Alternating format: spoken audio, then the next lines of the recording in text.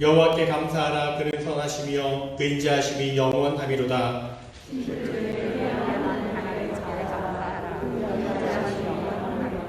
주들 중에 뛰어난 주께 감사하라. 그 인자하심이 영원하미로다.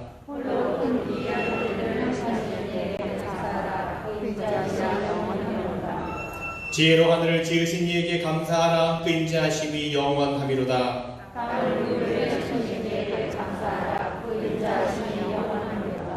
큰 빛들을 지으신 이에게 감사하라. 그 인자하심이 영원하미로다.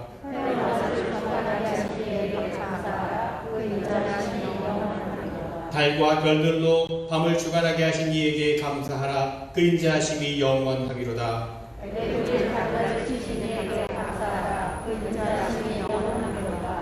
이스라엘을 그들 중에서 인도하여 내신 이에게 감사하라. 그 인자하심이 영원하미로다.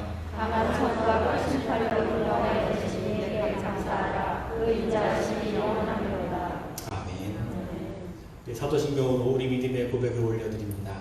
전에 가사 천지를 만드신 하나님 아버지를 내가 믿사오며 그 외아들 우리 주 예수 그리스도를 믿사오니 이는 성령으로 잉태하사 동정녀 마리아에게 나시고 본디오 빌라도에게 고난을 받으사 십자가에 못 박혀 죽으시고 장사한 지 사흘 만에 죽은 자 가운데서 다시 살아나시며 하늘에 오르사 전능하신 하나님 우편에 앉아 계시다가 저리로서 산 자와 죽은 자를 심판하러 오시리라. 성령을 믿사오며 거룩한 공예와 성도가 서로 교통하는 것과 몸이 다시 사는 것과 영원히 사는 것을 믿사옵나이다. 아멘.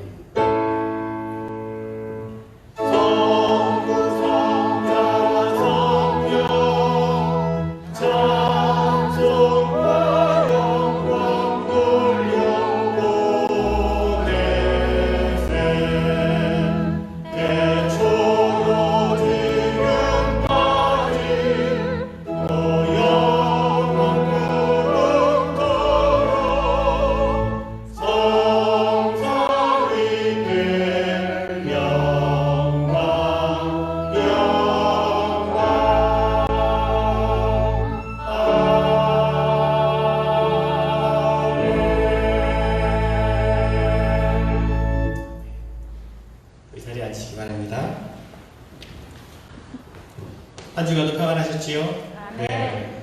주님께서 인도하시고 또 도우시고 지켜주신 은혜 가운데 살게 하시고 또 우리가 거룩한 주님의 날에 함께 예배 자리에 모이게 된 것이 정말 큰 은혜이고 기쁨이요 또 감사입니다. 또 가정에서 예배를 드리시는 분들도 축복하고 사랑합니다. 우리 한번 옆에 계신 분 인사할까요? 사랑합니다. 축복합니다.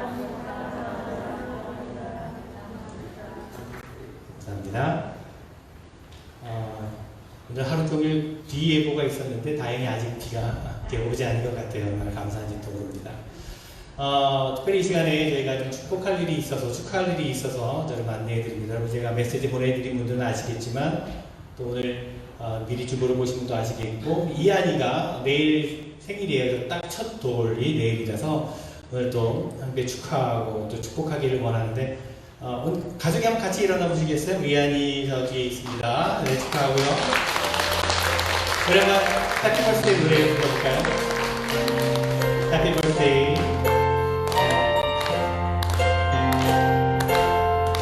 Happy birthday to you. Happy birthday to you. Happy birthday, dear Ian. Happy birthday to you. 감사합니다. 제가 잠깐 기도할게요. 하나님 감사합니다. 오늘 특별히 우리 이한이의 첫 돌을 축하하며 축복합니다. 이한이로 말미암아 그 귀한 가정이 하나님의 은혜와 또 평강이 넘치게 하시고 이한이로 말미암아 더욱더 기쁨과 감사가 넘치는 복된 가정 되게 하여 주시옵소서. 지난 1년 동안 하나님께서 지켜주셨듯이 앞으로 이한이가 자라가면서 키가 자라고 몸이 자라듯이 또 지혜가 자라고 하나님의 사랑이 충만하게 이한이를 통해서 드러나고 증거되게 하여 주시옵소서. 참으로 우리 교회 또 가정의 자랑이 되는 이한이가 되게 하여 주시옵소서. 또 강건하게 지켜주실 줄로 믿사오며 예수님의 이름으로 기도합니다. 다시 한번 축하합니다. 감사합니다. 또 돌떡을 풍성하게 준비해 왔으니까 여러분 나가실 때, 예배 끝나고 나가실 때 꼭 하나씩 또 받아가시기를 바랍니다. 교회 소식을 나누도록 하겠습니다. 여러분 예배 가이드라인 잘 따라 주시고 또 지켜주셔서 감사를 드립니다. 앞으로 상황이 또 나아지는 대로 계속해서 안내해 드리도록 하겠습니다. 다음 주일은 저희가 추수감사 주일로 지키게 됩니다. 우리가 11월 추수감사절 그 전 주일을 추수감사 주일로 저희가 지키고 있는데 다음 주일 추수감사 주일로 지키게 됩니다. 해마다 그 전까지 저희가 세 회중이 연합으로 모여서 예배를 추수감사절에 드렸는데 지난해 팬데믹으로 인해서 함께 모이지 못했고 올해도 각 회중별로 이제 따로 모여서 예배를 드리게 될 겁니다. 아마도 연합 예배가 내년부터는 가능해지지 않을까 싶은데 아직까지는 저희가 함께 모일 수 없는 그런 상황입니다. 이런 상황 가운데서도 하나님께서 인도하시고 함께 해주심에 대한 감사의 고백을 다음 주 추수감사 주일에 감사 예배로 드리도록 하겠습니다. 지난주일부터 말씀드렸듯이요, 우리 추수감사 주일에 원래는 1년 동안 추수감사절의 유래가 곡식을 추수한 것을 첫 곡식을 드리는 것을 시작하지 않았습니까? 그래서 저희가 추수감사, 우리가 농사를 짓지는 않지만 과일이나 뭐 여러 가지 곡식을 재단에 가지고 와서 하나님께 감사로 드리고 그리고 또 이웃들과 나누는 그런 시간을 보냈었는데 지난해에는 저희가 수잔나 웨슬리 커뮤니티 센터에서 요청이 와서 캔 풋을 가져오시면 그것을 또 그곳에 도네이션 하는 그런 시간을 보냈습니다. 올해도 역시 요청이 있어서 저희가 캔 풋을 여러분 추수감사주일까지 가져오시면 감사의 마음을 담아 가져오시면 모아진 것을 수잔나 웨슬리 센터 가정사역을 하는 그 기관에 도네이션 하도록 그렇게 하겠습니다. 오늘도 벌써 많이들 가져오셨는데 다음 주일까지 가져오시면 되고요. 주중에 가져오실 분들은 언제든지 주중에도 가져오시면 저희가 이렇게 받도록 그렇게 하겠습니다. 다시 한번 협력해 주신 여러분들께 감사를 드립니다. 오늘 인선위원회 모임이 오후 1시에 교육관 영어부 성가대실에서 있습니다. 2021년 차지 컨퍼런스가 11월 39일 화요일 저녁에 있습니다. 온라인으로 진행이 되는데 우리 각 커뮤니티 체어퍼슨들 또 기억해 주시고 동참해 주시기를 바랍니다. 성탄절 칸타타 연습이 진행 중에 있습니다. 함께 동참하기 원하시는 분은 주일 예배 후에 예배당에서 연습이 있습니다. 오늘 성가대 가족 모임이 오늘 오후 4시에 있습니다. 성가대원들의 모든 가족분들 또 성가대에 관심 있는 분들도 오셔도 좋을 것 같습니다. 또 칸타타에 동참하시는 모든 분들 가족들 오셔서 즐거운 또 교제의 시간을 갖기를 원합니다. 하모니카 클래스도 계속 진행 중에 있고요. 여러분 이럴 때 어려울 때 더욱더 우리가 서로를 돌아보며 또 선한 일 열심을 내는 우리 성도님들 되었으면 좋겠습니다. 가정에 기도 제목 있으시면 언제든지 말씀해 주시고 도움이 필요하신 분들도 언제든지 말씀해 주시기를 바랍니다. 오늘 1차는 우리 이한이또를 맞아서 유정민, 한유미 우리 성도님 가정에서 떡과 함께 준비해 주셨고 또 정혜란 성도님도 함께 동참해 주셨습니다. 감사합니다. 재단 위하는 수가배 권사님 가정에서 함께 주셨습니다. 감사드립니다. 시간 기도하실 때 고민수 권사님께서 대표 기도 인도해 주시겠습니다.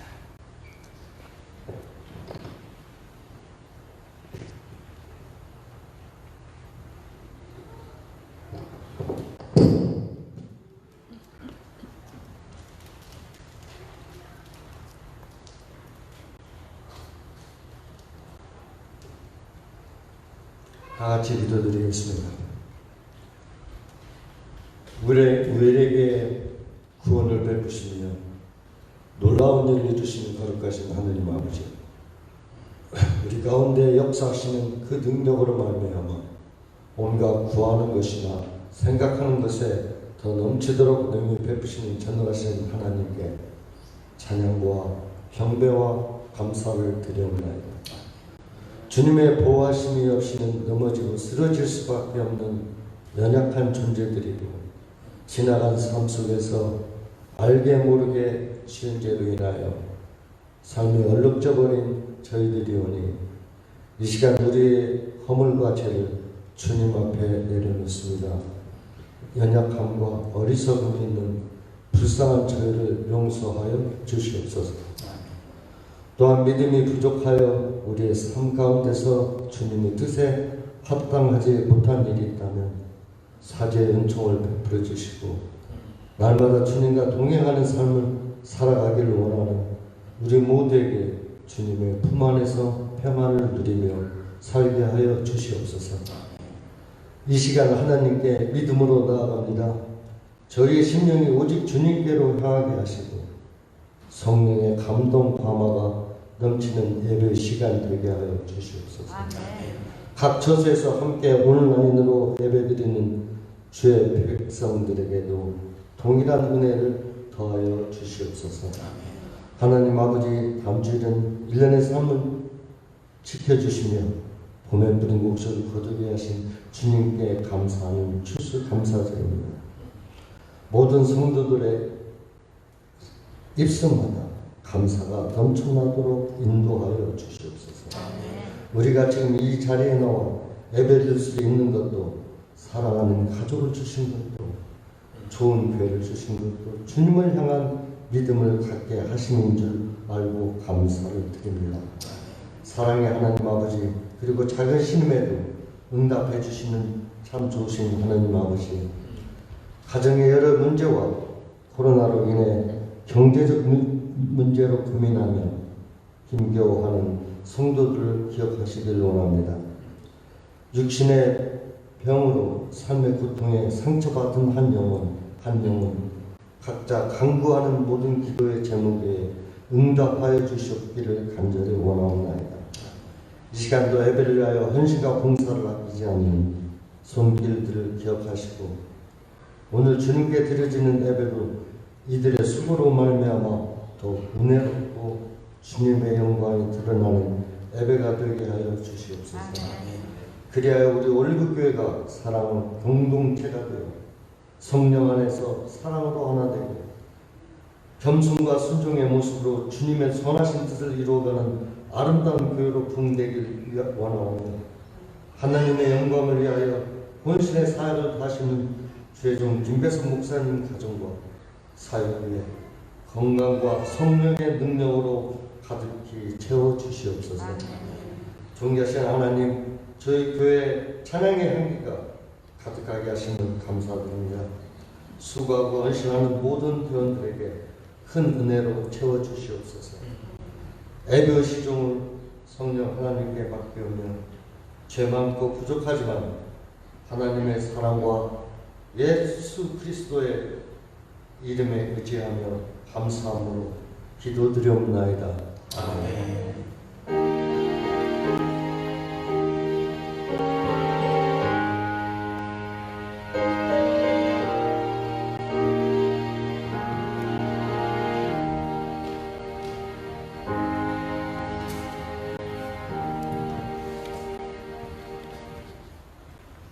오늘 우리 주신 하나님의 말씀은 로마서 8장 6절부터 17절까지 말씀입니다. 로마서 8장 6절로 17절 말씀입니다.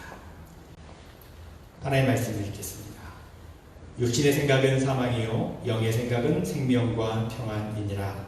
육신의 생각은 하나님과 원수가 되나니 이는 하나님의 법에 불복하지 아니할 뿐 아니라 할 수도 없으니라. 육신에 있는 자들은 하나님을 기쁘시게 할 수 없느니라. 만일 너희 속에 하나님의 영이 거하시면 너희가 육신에 있지 아니하고 영에 있나니 누구든지 그리스도의 영이 없으면 그리스도의 사람이 아니라. 또 그리스도께서 너희 안에 계시면 몸은 죄로 말미암아 죽은 것이나 영은 의로 말미암아 살아있는 것이니라. 예수를 죽은 자 가운데 살리신 이의 영이 너희 안에 거하시면 그리스도 예수를 죽은 자 가운데서 살리신 이가 너희 안에 거하시는 그의 영으로 말미암아 너희 죽을 몸도 살리시리라. 그러므로 형제들아, 우리가 빚진 자로 돼 육신에게 져서 육신대로 살 것이 아니니라. 너희가 육신대로 살면 반드시 죽을 것이로되 영으로서 몸의 행실을 죽이면 살리니 무릇 하나님의 영으로 인도함을 받는 사람은 곧 하나님의 아들이라. 너희는 다시 무서워하는 종의 영을 받지 아니하고 양자의 영을 받았으므로 우리가 아빠 아버지라고 부르짖느니라. 성령이 친히 우리의 영과 더불어 우리가 하나님의 자녀인 것을 증언하시나니 자녀이면 또한 상속자 곧 하나님의 상속자요 그리스도와 함께한 상속자니 우리가 그와 함께 영광을 받기 위하여 고난도 함께 받아야 할 것이니라. 제가 성가대에 찬양 읽겠습니다.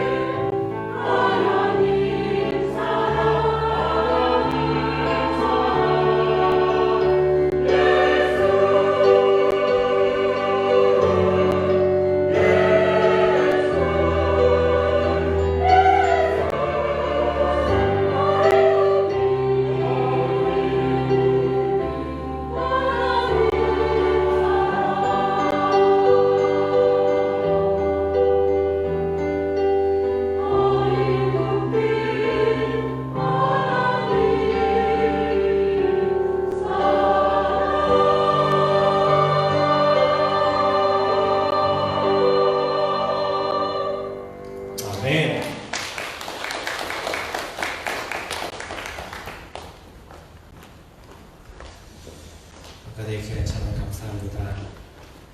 허리 굽힌 하나님의 사랑, 그 사랑을 얼마나 이 사랑이 귀하고 아름답고 그 사랑으로 말미암아 예수님께서 우리 가운데 오심을 다시 한번 고백하는 귀한 찬양입니다. 저도 이렇게 흥얼흥얼 따라하게 됐어요. 제가 연습을 했거든요. 칸타타 때 부를 곡 가운데 하나이기 때문에 제가 파트 연습을 한 부분을 같이 뒤에서 따라했는데 들렸는지 모르겠네요. 네. 정말 아름다운 멜로디와 또 귀한 찬양의 고백입니다. 여러분 또 칸타타 조인하실 분들은 누구든지 환영합니다. 동참하시면 감사하겠습니다. 예, 저희가 로마서의 말씀을 계속해서 묵상하며 나누고 있습니다. 로마서의 말씀을 읽고 묵상하면서 정말 내가 이제는 제대로 믿음 생활 해야겠구나. 온전한 삶, 의로운 삶을 살아가야겠구나. 그렇게 나름대로 이런 고민과 갈등을 가지셨다면 그것만으로도 참 귀하고 감사한 일일 것입니다. 여러분 지난주 말씀 기억하십니까? 우리에게 그 고민과 갈등이 있는지 질문을 던지며 제가 말씀을 시작했고, 그리고 결론으로 이 해답이 과연 우리에게 있는지 그렇게 질문을 던지면서 말씀을 나누었습니다. 자, 그것에 대한 구체적인 바울의 대답이 오늘 우리가 읽은 말씀입니다. 모든 성경의 말씀이 다 하나님의 말씀이 귀하지만 저는 개인적으로 로마서 8장의 말씀이 참 좋습니다. 힘들 때, 믿음이 약해질 때, 고난이 찾아올 때, 아픔이 있을 때, 슬픔이 있을 때, 화가 났을 때, 문제가 있을 때, 이 로마서 8장의 말씀이 해답이 되고 능력이 되고 또 기쁨이 됩니다. 사도 바울이 로마서 8장에서 전하는 그 감격, 그 놀라움이 저에게도 전해졌습니다. 그래서 저는 이 로마서 8장의 말씀이 참 좋습니다. 저는 목회자 가정에서 목사의 아들로 태어났습니다. 그리고 신학교에 들어갔습니다. 신학교에 다니면서 솔직히 제 안에는 저에게는 그런 고민이 있었습니다. 내가 그냥 목사의 아들로 태어났기 때문에 신학교에 온 것인가? 수많은 종교 가운데 나는 선택의 기회가 없이 그냥 당연히 목사 아들이기 때문에 이 길에 들어온 것인가? 이런 고민이 저에게 있었습니다. 그 고민 때문에 많이 힘들기도 했습니다. 공부도 제대로 안 됐고요. 그런데 지금은 분명하게 제가 말씀드릴 수 있습니다. 저는 목사 아들이기 때문에 예수님 믿은 것이 아닙니다. 저희 아버지가 목사라고 하는 사실이 제가 예수님을 믿는데 아무런 상관이 없었다라고 말하기는 좀 그렇지만 분명하게 말씀드릴 수 있는 것은 아버지가 목사님이 아니었어도 저는 예수님 믿었을 겁니다. 왜냐하면 제 자신이 하나님을 스스로 만났고 하나님의 말씀인 성경의 진리임을 알게 되고 믿게 되었기 때문입니다. 억지로 물려받은 것이 아니라 제가 붙든 것입니다. 아무리 생각해도 그것이 맞습니다. 그런데 제가 이 믿음을 붙들 수 있게 해준 그 말씀이 로마서 8장의 말씀입니다. 저는 오늘 이 말씀을 읽고 놀랐고 또 감동을 받았습니다. 그래, 이것이구나, 이것이야. 정말 기독교인이 되어야 하는, 믿음을 가져야 하는 해답과도 같은 말씀이 로마서 8장의 말씀입니다. 여러분들에게도 그 감격과 놀라움이 있었으면 좋겠습니다. 사도 바울이 로마서 8장에서 우리에게 전해주고자 하는 말씀이 무엇인가? 한마디로 말씀을 드리면 저는 이렇게 말씀드리고 싶습니다. 하나님이 우리를 도우시기 위하여 친히 내려오셨다. 하나님이 우리를 도우시기 위하여 친히 내려오셨다. 어떻게 보면 조금 전에 성가대가 고백한 찬양과도 같은 내용입니다. 그 어떤 종교에서도 들을 수 없고 말할 수 없는 진리입니다. 하나님이 우리를 도우시기 위해 내려오셨다. 다른 종교의 신들은요, 항상 인간의 판단자요, 심판자이지 도움을 주기를 자처하지 않습니다. 그런데 우리 하나님께서는 친히 우리에게 내려오셨다는 것입니다. 그 사실이 저에게는 충격으로 다가왔습니다. 생각하면 생각할수록 이 말씀은 맞는 말씀입니다. 나와 함께 계시고 내 안에 계시는 성령을 믿으면 성령께서 나의 연약함을 도와주신다. 제가 이 말씀을 읽었을 때 우리 하나님이 정말 참 하나님이시구나. 그런 고백이 터져나왔습니다. 바울이 예수 믿는 사람들을 잡아다가 감옥에 가두려고 다메섹이라고 하는 곳에 가는 길에 큰 빛을 만나게 됩니다. 큰 빛이 바울에게 내려와서 그 빛 속에서 들려진 음성을 듣고는 바울이 깜짝 놀라 쓰러져서 며칠 동안 앞을 보지 못하고 말도 하지 못하고 먹지도 못했습니다. 여러분, 바울이 깨닫게 되고 바울이 놀랐던 진리가 무엇인지 아십니까? 예수님 믿으면 구원받는다? 아닙니다. 바울을 먼저 뒤집어 놓은 하나님의 말씀이 무엇이냐 하면 내가 너와 함께 하였다. 내가 네 안에 있고 내가 너를 도우려고 내려왔다라고 하는 사실입니다. 말을 타고 가다가 큰 빛이 와서 깜짝 놀라서 물어봤습니다. 누구시냐고. 그때 주님께서 한마디 말씀하십니다. 나는 내가 핍박하는 예수라고. 너희 유대인들이 정죄하여 십자가에 죽었던 바로 그 예수가 나라고. 그때 바울의 머릿속에는요, 오래전에 선지자들이 선포했던 말씀들, 메시아를 우리에게 보내주시고 그 메시아를 통해서 우리 죄의 문제를 해결해 주시고 온전케 하신다고 하셨던 그 약속의 말씀들이 퍼즐처럼 맞추어졌던 겁니다. 그래서 깜짝 놀랐습니다. 정말로 하나님께서 그 약속의 말씀을 이루셨다는 것을 바울이 비로소 깨달은 것입니다. 그리고 그 사실에 놀라고 몸소리를 쳤습니다. 나 같은 부족한 종, 죄인 중에 괴수와도 같은 나에게도 성령님이 오셔서 나를 온전케 하시고 도와주시는구나. 아, 그래, 맞다. 선지자들이 말씀하신 대로 그 예수 그리스도를 믿으면 그러면 나도 구원을 받고 모든 사람들도 구원을 받는 것이로구나. 그것을 깨닫게 된 것입니다. 저에게도 마찬가지였습니다. 저는 예수 그리스도의 십자가를 믿는 믿음이 먼저가 아니었습니다. 저에게도 하나님께서 깨닫게 해 주셨습니다. 내가 너와 함께 한다. 내가 너를 도와주겠다. 그 진리의 말씀을 저에게 해답으로 들려주셨습니다. 바울이 고백하고 기뻐하던 그 말씀을 대하면서 저에게도 기쁨과 감동이 있었습니다. 지금 바울이 우리에게 전해주고 싶은 메시지가 이것입니다. 저는 이 사실이 저에게 복음이었던 것처럼 여러분들에게도 이 사실이 분명한 복음이 되기를 간절히 소망합니다. 하나님께서 여러분의 연약함을 도우신다고 하는 것이 여러분을 놀라게 하고 여러분을 기쁨을 주고 여러분을 감동시키는 말씀이 되기를 원합니다. 아멘. 평가하는 하나님, beyond us, 저 위에 높은 곳에 계시는 하나님이 아니라 with us, 우리와 함께 하시는 하나님, 우리와 함께 하기 위해서 친히 오셔서 십자가를 지신 예수님, 그리고 이제는 우리 안에 오셔서 우리의 죄의 문제, 우리 인생의 고민과 갈등을 해결해 주시는 성령님, 그분이 나를 도와주신다고 하는 것이 여러분에게도 해답이 되기를 간절히 바랍니다. 성령님이 도우신다. 이 사랑을 믿는 인생은 살 것이다. 로마서 8장이 우리에게 전하는 이야기입니다.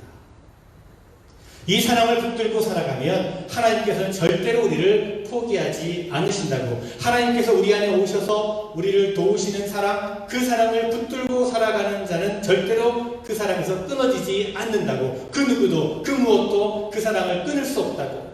이것이 바울의 고백입니다. 여러분, 예수 믿는 성도가 누리는 가장 큰 복이 무엇이라고 생각하십니까? 물질의 복을 주셔서 부자가 되는 것일까요? 건강의 복을 주셔서 장수하는 것일까요? 명예의 복을 주셔서 높은 자리에 올라가는 것일까요? 물론 이것도 우리 성도들이 누리는 복 가운데 하나입니다. 그렇지만 우리 성도들이 누려야 될 최고의 복은 이런 것들이 아닙니다. 분명히 말씀드리는데요, 성도가 누리는 최고의 복은 무엇인가 하면 하나님이 함께 하시는 것입니다. 성령이 내 안에 거하시는 것입니다.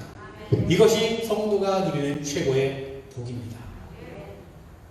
이것이 얼마나 큰 복인가를 아는 사람이 정말 믿음이 있는 사람입니다. 성령과 함께하면 죄의 문제를 해결할 수 있다라고 하는 믿음을 가진 사람은 진짜 큰 믿음의 사람입니다. 그것이 진짜 믿음입니다. 이 믿음 붙들고 의롭게 만들어주시는 성령과 함께 인생의 길을 걸어가는 것입니다. 여러분, 믿음은요, 그냥 땅에 묻어두는 것이 믿음이 아닙니다. 묻어두고 있다가 나중에 꺼내서 제출하는 것, 그것이 믿음이 아닙니다. 여러분, 달란트 비유를 잘 아시죠? 저는 달란트 비유의 말씀이 믿음의 비유라고 생각을 합니다. 주인이 종들에게 달란트를 맡겨주었습니다. 한 달란트 받은 종은 어리석게도 그것을 땅에 묻어버렸습니다. 그리고는 주인이 돌아왔을 때 그 묻어두었던 것을 꺼내서 그대로 다시 드렸습니다. 그랬더니 주인이 뭐라고 말하나요? 악하고 게으른 종아, 너는 나가라. 너는 악하고 불충하다. 너는 저리 가서 슬피 울며 이를 갈미 있을 것이다. 라고 책망합니다. 자, 5달란트 또 3달란트 받은 사람은 더 많이 남겼기 때문에 칭찬을 받은 것이 아닙니다. 주어진 달란트를 가지고 최선을 다하여 사용했기 때문에 칭찬을 받은 것입니다. 무슨 차이입니까? 묻어둔 것과 사용한 것의 차이입니다. 이 세상을 살아가는 우리에게 하나님께서는요, 모두에게 다 믿음을 맡겨주셨습니다. 여러분 모두에게 하나님께서 믿음을 맡겨주셨습니다. 여러분 그 믿음을 어떻게 하셨습니까? 지금까지 어떻게 해오셨습니까? 액티브 모드를 가지고 그 믿음을 가지고 믿음을 사용하셨습니까? 아니면 그냥 믿음을 휴먼 모드로 꺼두시고 슬림 모드로 해주셨습니까? 그냥 묻어두었습니까? 여러분의 믿음을 한번 점검해 보시기 바랍니다. 어떤 분에게 전도를 하는데 예수님 믿으세요 라고 하면서 전도를 했더니 그분이 이렇게 대답을 합니다. 저는 그냥 죽기 전에 믿겠습니다. 조금 더 내가 누리고 즐기다가 죽기 전에 믿고 천국 가겠습니다. 그렇게 대답을 합니다. 물론 죽기 전에 믿어도 구원을 받습니다. 그러나 그 믿음은 죽은 믿음입니다. 슬림 모드, 죽은 믿음입니다. 잠자는 믿음입니다. 액티브 믿음이 진짜 믿음입니다. 슬림 모드로 믿음 생활을 하는 사람은 로마서의 말씀을 3장까지만 읽은 것입니다. 그러나 8장까지 말씀을 읽어야 합니다. 제가 한번 정리를 해보겠습니다. 참 잘 들어보십시오. 로마서 1장부터 8장까지의 말씀을 한번 정리해 보겠습니다. 자, 로마서 1장, 2장을 한마디로 하면 하나님 앞에서 우리는 누구도 예외 없이 의롭지 못한 존재이다 라고 하는 겁니다. 3장, 4장입니다. 그러나 예수 그리스도를 믿으면 우리를 의롭다고 불러주시는 은혜를 입는다는 것이죠. 5장 6장입니다. 의롭게 사는 인생은 죄의 종이 아니라 의의 종으로 사는 것이다. 7장입니다. 그런데 의롭다 불러주시긴 하지만 실제로 나는 여전히 의롭지 않다. 공고하구나. 누가 이 치명적인 고민을 해결해 줄 것인가. 그리고 8장입니다. 해답이 여기 있다. 우리 성령님께서 우리와 함께 하시고 우리를 도우셔서 이 고민과 갈등, 우리 인생의 연약함을 해결해 주신다. 너무나 기쁘구나. 내가 이 해답을 가진 것처럼 여러분도 이 해답을 갖기를 원한다 하는 것이 8장까지 말씀입니다. 자, 3장까지만 읽으면요, 예수 믿고 의롭게 불러주시는 은혜는 압니다. 그런데 그 사람이 없는 것이 무엇인가? 그 불러주신 믿음을 붙들고 살아보질 않은 겁니다. 살아보면 이게 잘 안 되는 것을 알게 돼요. 그러면 비로소 진짜 하나님의 은혜가 무엇인지를 그제서야 깨닫게 되는 것입니다. 유진 피러슨이 쓴 메시지 성경에 보면 로마서 8장 1절부터 4절까지를 이렇게 번역하고 있는데요. 이런 표현을 쓰고 있습니다. 우리가 성령님과 함께 살기 시작하면 the new power is in operation. 우리가 성령님을 붙들고 살아가는 순간 새로운 능력이 작동하기 시작한다는 겁니다. 참 멋진 표현 같습니다. 우리가 성령님을 붙들고 성령이 내 안에 계시고 그 성령님을 붙들고 살아가는 순간 새로운 능력이 우리 안에 역사하기 시작합니다. 죽어있던 흙덩이와 같은 몸이었는데 하나님의 생명의 호흡을 불어넣으셨을 때 아담이 생명이 되었던 것처럼 흙덩이와 같은 참으로 죽음자와 같이 삶을 살던 우리 인생 가운데 성령께서 들어오시는 순간 드디어 in operation, 인생이 살아갈 기능을 작동하게 된다는 겁니다. 그렇습니다. 내 인생 가운데 성령께서 임하시는 순간 이와 같은 일이 일어나는 것입니다.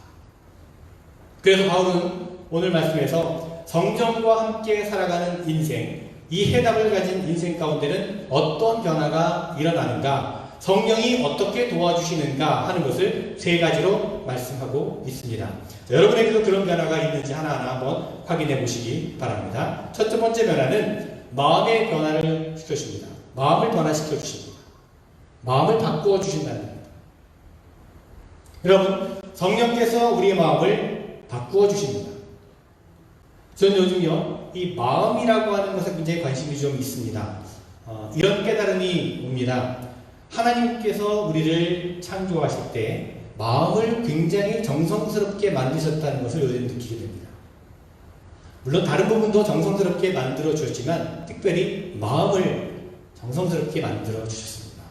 그래서 예배하라고 할 때도 너희는 마음을 다하여 예배하라고 하고 마음이 온전하라고 말씀하시는 것이거든요. 성령께서 우리의 마음을 바꾸어 주십니다. 자, 6절 말씀을 보면요. 육신의 생각은 사망이요 영의 생각은 생명과 평안이니라. 자, 여기서 생각이라고 하는 것은 이 단어는요, 원래 헬라어 말로는 마음이라는 뜻입니다. 마음. 그러니까 육신의 마음은 사망이고 성령께서 주시는 마음은 생명과 평안이다 라고 하는 말입니다. 그렇습니다. 우리의 마음을 바꾸어 주시는 겁니다. 이것을 다른 말로 이렇게 표현해 보았습니다. 나에게서 하나님에게로 마음의 주인을 바꾸어 주시는 겁니다. 여러분, 마음이라고 하는 것은요, 본래 자기중심적이기 마련입니다. 내 마음은 내가 주인이라고 생각을 합니다. 나에게만 집중하는 인생과 하나님에게 집중하는 인생은 전혀 다른 인생이죠. 그래서 마음을 바꾸어 주시는 하나님께서, 하나님의 이 은혜는 우리 인생을 새로운 존재로 빚어주시는 놀라운 축복입니다. 하나님께서 여러분의 마음을 바꾸어 주시기를 원합니다. 유명한 기독교 영성가 저술가인 C.S. 루이스가 이 부분에 대해서 이런 말을 했습니다. 잘 들어보시기 바랍니다. 성령이 우리 안에 오신 목적은 우리를 단순히 변화시키기 위함이 아니라 완전히 새로운 종류의 인간을 만드시기 위함이다. 굳이 예를 들자면 말에게 더 높이 뛰는 법을 가르쳐 주신 것이 아니라 말의 날개가 되어 주시는 것이다. 두 번째로요, 성령께서 우리에게 오셔서 일으키는 변화는 두려움을 두근거림으로 바꾸어 주시는 겁니다. 두려움을 두근거림으로, 설레임으로, 기대로 바꾸어 주신다는 겁니다. 자, 15절 말씀을 보겠습니다. 한번 우리 같이 읽어볼까요? 15절 말씀입니다. 너희는 다시 무서워하는 종의 영을 받지 아니하고 양자의 영을 받았으므로 우리가 아빠, 아버지라고 부르짖느니라. 아멘. 너희는 다시 무서워하는 종, 두려워하는 종의 영을 받지 아니하고 아들의 영을 받았다. 저는 이 말씀을 이렇게 생각했습니다. 우리 안에 성령이 오시면 우리 안에 우리 인생의 두려움의 문제를 극복하게 해주신다. 그렇게 생각을 했습니다. 두려움의 문제를 극복하게 해주신다. 표현을 이렇게 바꾸어 보았습니다. 우리의 두려움을 두근거림으로 바꾸어 주신다. 그렇게 한번 바꾸어 보았습니다. 여러분, 두려움의 근본적인 뿌리는요, 죄에 있습니다. 죄의 문제입니다. 그런데 성령께서 우리 안에 오셔서 우리의 죄의 문제를 해결해 주시게 되면 두려움이 사라지게 되고 우리 인생 가운데서 행하실 하나님의 일에 대한 두근거림이, 설레임이, 기대가 생겨나기 시작한다는 겁니다. 오늘 말씀 7절에 보면 우리가 그의 상속자이기 때문에 그와 함께 영광을 받기 위하여 고난도 함께 받을 것이다. 이렇게 되어 있습니다. 무슨 뜻입니까? 예수님께서 이 땅에 사실 때에 하나님께서 예수님 안에서 행하셨던 일들을 하나님께서 우리에게도 똑같이 행하실 것이다. 성령께서 우리 안에 일하시기 시작하시면 우리 인생은 예수님과 똑같은 결론으로 마감되어질 것이다. 이런 뜻입니다. 여러분, 인생에 대한 두려움은 결국 인생의 마지막이 어떻게 될 것인가에 대한 그 결론에 대한 두려움이지 않습니까? 그렇죠? 대부분이 우리가 가진 두려움은 그 결론이 어떻게 될 것인가, 우리 인생의 마지막의 결론이 어떻게 될 것인가에 대한 두려움입니다. 그러나 우리가 성령과 함께 하게 될 때 하나님께서 우리에게 주시는 은혜가 무엇인가 하면 우리의 인생의 결론을 예수님과 같게 해 주신다는 것입니다. 마지막 결론을 알고 목적지를 분명히 알고 가는 인생이라는 겁니다. 여러분, 우리 보통 남자분들이 좋아하는 액션 무비 보면요, 액션 무비 다들 좋아하시나요? 액션 무비 이렇게 포스터나 광고만 봐도, 프리뷰만 봐도 내용이 대체로 다 뻔하지 않습니까? 스토리 라인이 대체로 이제 그려집니다. 결론도 뻔할 것 같습니다. 그런데도 사람들은 재미있게 영화를 봅니다. 자, 두려움으로 영화를 보는 것일까요? 아닙니다. 두근거림으로, 설레임으로 보는 겁니다. 주인공이 처음에 막 여기저기 얻어 터지고 일이 잘 풀리지도 않고 막 꼬여갑니다. 그런데 그러면 막 두렵고 답답합니까? 그렇지 않습니다. 왜 그런가요? 결론을 알기 때문에, 결론을 예측할 수 있기 때문에 그렇습니다. 주인공이 여기서 죽거나 사라져버리면 안 된다는 것을 아는 거죠. 결론을 이미 알고 있는 겁니다. 그런데도 재미가 있습니다. 두근거림이 있기 때문에. 그렇기 때문에 재미가 있습니다. 저는요, 우리 크리스천들의 인생도 똑같다고 생각합니다. 정말 하나님이 함께 하신다는 믿음을 가지고 살아가는 인생은 이와 같은 두근거림이 있습니다. 설레임이 있습니다. 기대가 있다는 겁니다. 어렵고 힘든 상황이 찾아올 수 있습니다. 그러나 두려우신가요? 아닙니다. 두근거리게 됩니다. 두려운 것이 아니라 오히려 두근거리게 되는 겁니다. 하나님께서 이 고난과 시련을 통해서 또 나를 어떻게 새롭게 빚어가실까? 어떻게 나를 강하게 만들어 가실까? 어떻게 하나님의 영광을 받으실까? 하는 것을 보게 되는 거죠. 그래서 두근거리게 되는 겁니다. 설레게 되는 겁니다. 기대가 되는 겁니다. 그렇습니다. 두려움에서 두근거림으로 바꾸어 주시는 인생으로 만들어 주신다는 것입니다. 마지막 세 번째로 성령께서 우리에게 오셔서 일으키시는 변화는 고아에서 사랑받는 아들로 바꾸어 주신다는 것입니다. 자, 14절부터 16절까지 우리 한번 같이 한번 읽어보겠습니다. 14절부터 16절입니다. 무릇 하나님의 영으로 인도함을 받는 사람은 곧 하나님의 아들이라. 너희는 다시 무서워하는 종의 영을 받지 아니하고 양자의 영을 받았으므로 우리가 아빠 아버지라고 부르짖느니라. 성령이 친히 우리의 영과 더불어 우리가 하나님의 자녀인 것을 증언하시다니. 아멘. 그렇습니다. 성령께서 우리 안에서 행하시는 일은 내가 하나님의 자녀라고 하는 것을 깨닫게 해주시는 겁니다. 내가 하나님의 자녀라고 하는 것을 알지 못하면 왜 하나님의 은혜가 나를 구원하여 주시는지 알 수가 없는 것입니다. 성령은 우리로 하여금 하나님께서 우리 아버지 되심을 깨닫게 해 주십니다. 그래서 아버지 하나님의 사랑을 믿게 만드십니다. 그 자녀를 절대로 포기하지 않으시는 아버지 하나님의 사랑을 알게 해 주십니다. 성령이 우리에게 그것을 깨닫게 해 주신다는 것입니다. 요한복음 16장 13절입니다. 진리의 성령이 오시면 그가 너희로 모든 진리 가운데로 인도하실 것이다. 인도하신다는 겁니다. 오늘 14절에도 말씀하지요. 하나님의 영으로 인도하심을 받는 사람은 무슨 뜻입니까? 끌고 가신다는 것입니다. 포기하지 아니하시고 끝까지 끌고 가신다는 것입니다. 성령께서 우리에게 그 일을 하신다고 약속하시는 것입니다. 수수방관하면서 그냥 내버려 두는 것이 아니라 그냥 모른 척 하시는 것이 아니라 끌고 가신다는 것입니다. 말을 안 들으면 매를 들어서라도 끌고 가신다는 겁니다. 이스라엘의 목동들은요, 두 개의 나무를 가지고 다닌다고 합니다. 하나는 지팡이이고 다른 하나는 막대기입니다. 그래서 시편 23편 말씀에 보면 주의 지팡이와 막대기가 나를 안위하시나이다 라고 비유로 말씀하고 있죠. 자, 목동들이 왜 지팡이와 막대기 굳이 두 개를 가지고 다닐까요? 하나만 되지, 하나는 다 되지 왜 꼭 두 개를 가지고 다닐까요? 그 용도가 뭘까요? 지팡이는요, 끝이 휘어져 있습니다. 그래서 주로 그 용도가 뭐냐면 어디 낭떠러지라도 떨어진 양이 있으면 그 양을 건져 올릴 때 사용하는 것입니다. 막대기는 뭐냐면 양들이 잘못된 길을 갈 때 툭툭 치면서 잘못된 길로 가지 못하도록 인도해 주기 위한 것입니다. 하나님의 사랑이 우리의 지팡이와 막대기가 되신다는 그 사실을 깨닫게 해주시는 겁니다. 여러분, 이 해답을 가진 인생이 되기를 간절히 바랍니다. 이 해답을 가지면 살 수 있습니다. 이 해답을 가지고 우리의 인생은 하나님을 향해서 모험을 하는 것입니다. 이 해답이 있으면 모험을 할 수 있습니다. 아브라함이 고향을 떠나 가나안으로 이주할 때에 그 길을 가능하게 할 수 있었던 것은 바로 그에게 아브라함에게 그 해답이 있었기 때문입니다. 하나님께서 결국 가장 좋은 결론으로 나를 인도하신다라고 하는 것, 하나님의 결론이 이미 정해져 있다라고 하는 믿음, 그래서 그 여정은 두려움이 아니라 두근거림의 연속이었다고 생각합니다.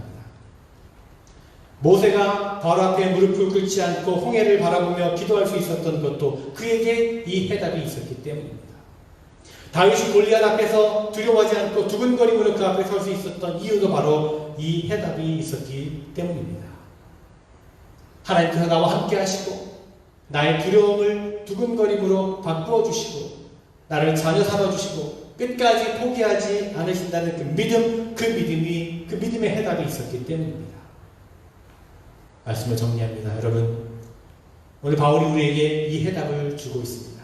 이 해답을 우리에게 가르쳐 주고 있습니다.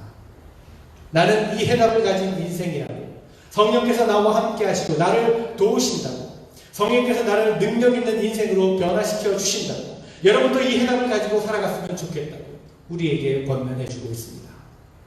사랑하는 여러분, 이 해답을 가지고, 이 해답을 붙들고 능력 있는 인생을 살아가시는 그런 여러분 모두가 되었으면 좋겠습니다. 그런 여러분 모두가 되시기를, 승리하는 인생을 살아가신 여러분 모두가 되시기를 간절히 주님의 이름으로 축원을 드립니다. 기도하겠습니다. 성령께서 우리와 함께 하시고 우리를 도우신다는 것이 우리에게 복음이 되고 해답이 됨을 다시 한번 고백합니다. 나를 끝까지 포기하지 아니하시고 오직 이 믿음 붙들고 성령과 함께 살아가는 하나님의 아름다운 결론으로 우리 인생을 인도해 주신다는 것을 믿고 나아갑니다. 우리 모든 성도들이 거룩하고 정결하며 순전한 믿음의 사람들이 되게 하셔서 그 인생 속에서 어려움을 당할 때마다 두려움이 아니라 두근거림으로 나아가게 하시고, 버림받은 고아처럼 외로워하지 않게 하시고, 사랑받는 자녀처럼 당당하게 인생을 살게 하여 주시옵소서. 예수 그리스도의 이름으로 기도드리옵나이다. 아멘. 네, 이렇게 찬송하시겠습니다.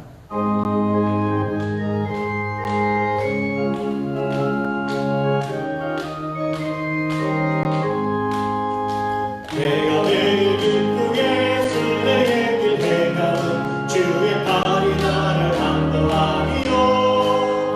내가 주의 큰 복을 받는 참된 기간은 주의 영이 함께하리라.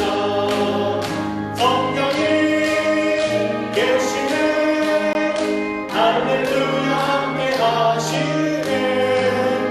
좁은 길 걸으며 밤낮 기뻐하는 것 주의 영이 함께하리라. 전에 죄에 빠져서 평안함이 없을 때 예수 십자가의 공로 힘입어 그날 아래 엎드려 참된 평화 얻는 주의 영이 함께하리라. 매일 성령이 계시네, 할렐루야 함께하시네. 좁은 길을 걸으며 밤낮 기뻐하는 것 주의 영이 함께하리라. 나와 동행하시고 모든 염려하시니 나를 숲의 새와 같이 기쁘다. 내가 기쁜 마음으로 주의 뜻을 행하는 주의 영이 함께하리라. 성령이 계시네, 할렐루야 함께하시네. 좁은 길을 걸으며 밤낮 기뻐하는 것 주의 영이 함께하리라.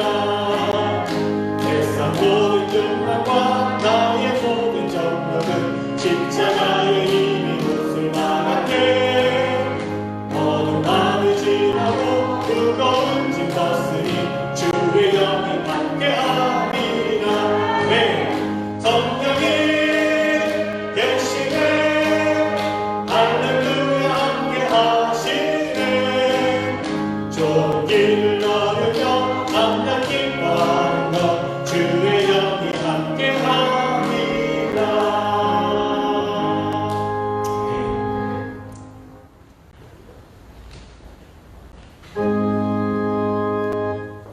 만복의 근원 하나님, 온 백성 찬송 드리고 저 천사여 찬송하세. 찬송 성부 성자 성령.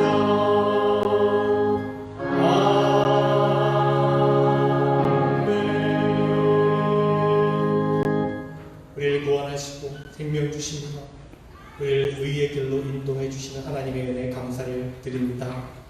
참으로 하나님께서 우리와 함께 하시기 위해, 우리를 도우시기 위해 우리와 함께 오시고 성령을 통해서 그 사실을 깨닫게 하시며 그 믿음 가지고 살게 하시니 감사를 드립니다. 그 믿음을 가지고 날마다 승리하는 삶을 살아가는 저희들 모두가 되게 하여 주시옵소서. 그 믿음의 고백을 또 감사의 마음을 담아 이 예물을 드려오니 기뻐 받아 주시옵소서. 드려진 모든 인생들 그 가정마다 삶의 자리마다 더욱더 기쁨과 감사와 은혜가 충만하게 하시고 축복이 넘치게 하여 주시옵소서. 바라고 소망하고 간절히 소원하는 일들이 있사오니 하나님 그 간절한 마음으로 드린 예물을 받으시고 그 간절한 기도의 제목을 들으시고 하나님의 뜻대로 선한 길로 인도하여 주시옵소서. 응답받는 인생들이 되게 하여 주시옵소서. 드려진 모든 예물이 하나님의 나라와 하나님의 사랑이 필요한 곳에 쓰여지는 예물 되게 하시고 예수 그리스도의 이름으로 기도드리옵나이다. 아멘.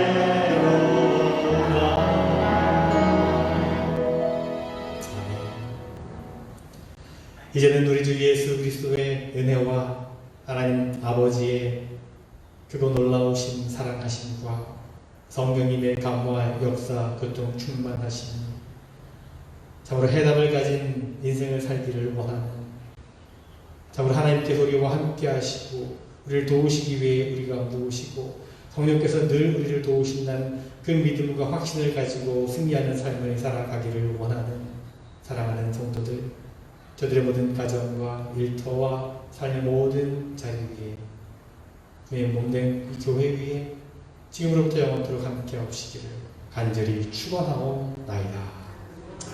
아멘.